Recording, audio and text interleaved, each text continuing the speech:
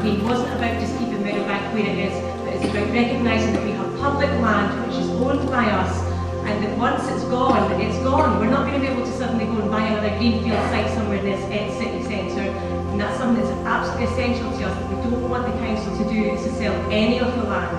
To say we're not dinosaurs, we're looking at constructive changes for Meadowbank.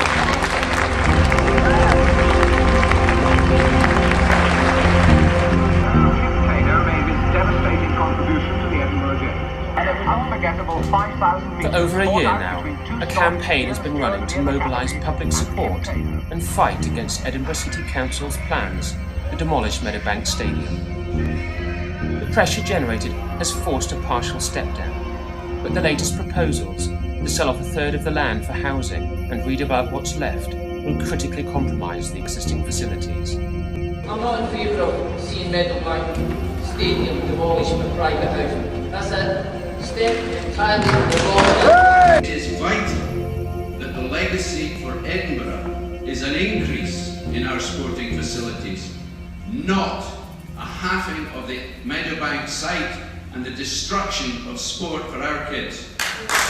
The campaign to save Meadowbank has attracted Olympic and Commonwealth medalists past and present, sports experts, trainers and coaches, together with financial and architectural professionals, to make a case of preserving what we have and ensuring its viability into the future.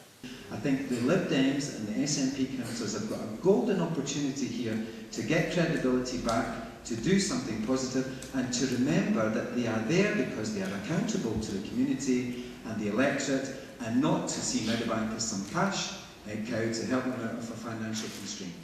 The campaign has been backed up by the large and vocal support of community groups, local residents, and the many beneficiaries of Meadowbank's uniquely diverse facilities.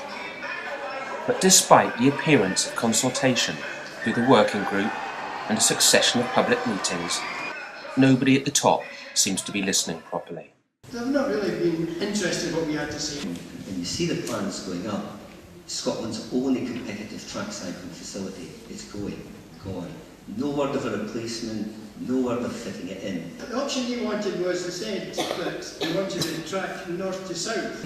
As Dimitri said, one 200-metre covered track in a multi-sport centre that would incorporate gymnastics, five-a-side, all the indoor facilities that are in demand in Edinburgh.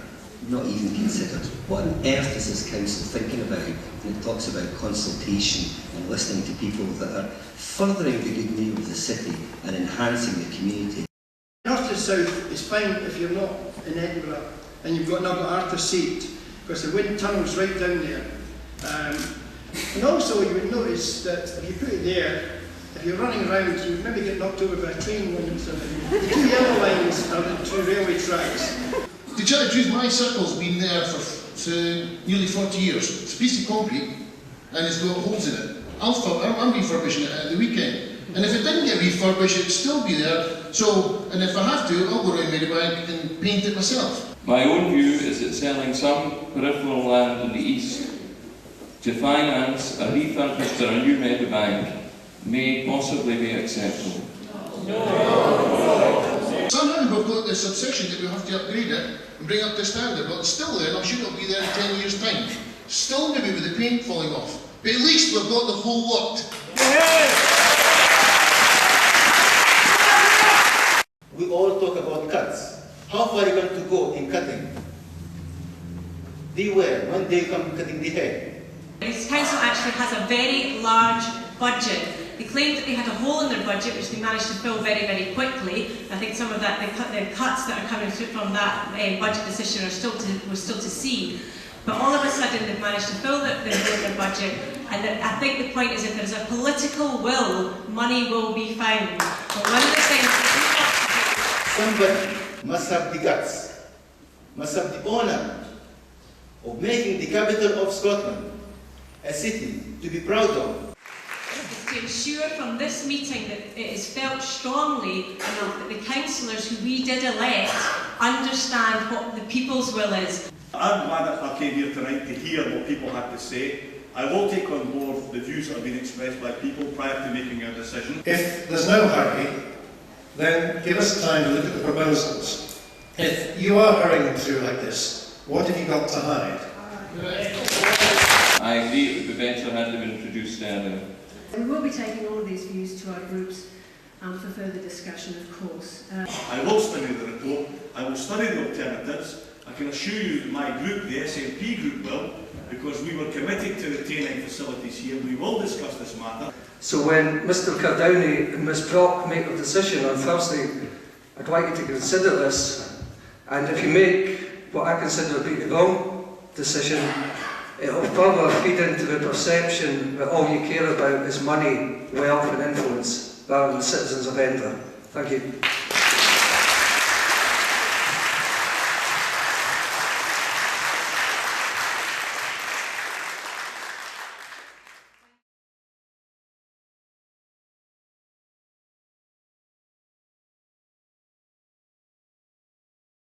Really annoys me in public consultations. I'm sick to the back teeth of councils, health boards and everybody else saying they're having a public consultation of which this is a part, and then they do in the end what they were always going to do in the beginning.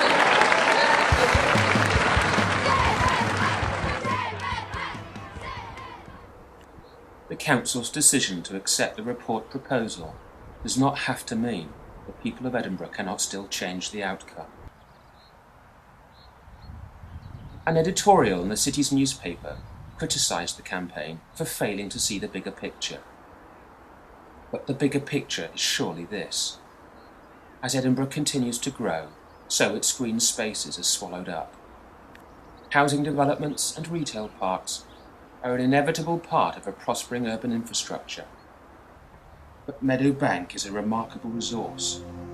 It runs like a ribbon through east central Edinburgh, providing a focus for sporting aspiration, team play, fitness and healthy living in an increasingly stressed world. And above all, it belongs to all of us. In the run-up to the last elections, the SNP's parliamentary candidate for Edinburgh East, Kenny McCaskill, stressed the importance of not losing any more parks and open spaces in the city, and emphasised that the existing recreational facilities were vital for young and old alike.